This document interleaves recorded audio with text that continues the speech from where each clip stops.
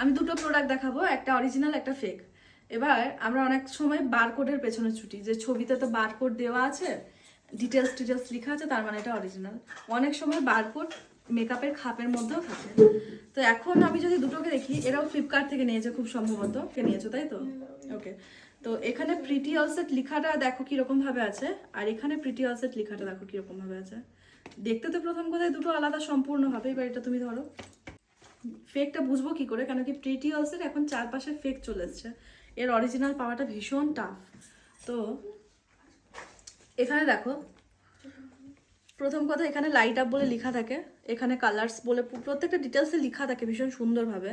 আর এখানে সবসময় original pretty all সেটে একটা কন্ট্রোল প্যালেট থাকে, একটা ব্লাশার, একটা হাইলাইটার, একটা ব্রোনজিং, একটা ব্লাশার, একটা highlighter for fair skin tone, for dusky skin tone.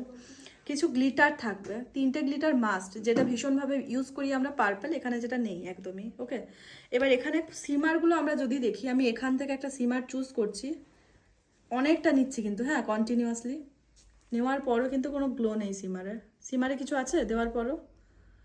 এবার আমি হাতে যখন দেবো, হাতে মনে হয় ম্যাট একটা শ্যাডো লাগিয়েছি। এখান থেকে সেম সিমারটা, এই যে এটা চুজ করলাম গোল্ডেন কালারের, এখান থেকে সেম সিমারটা আমি চুজ করব, জাস্ট অল্প একটু নিলাম, এটা দেখো। এবার এটাকে আমি দুটো কালারের ডিফারেন্স দেখো, যদি কালারের ডিফারেন্স নাও দেখি, গ্লোয়ের ডিফারেন্স দেখবো আকাশ জমিন। ঠিক আছে, তো সবসময় বুঝবে যে ডিসকাউন্টের পেছনে না ছুটে, যে এ এত কম টাকায় দিচ্ছে, এ এত কম টাকায় দিচ্ছে না ছুটে অরিজিনাল প্রোডাক্টের পেছনে ছুটবে। ক্লায়েন্টও খুশি হবে, একটা ক্লায়েন্ট রিপিটেড আসতে থাকবে, আর নামটাও মার্কেটে বজায় থাকবে।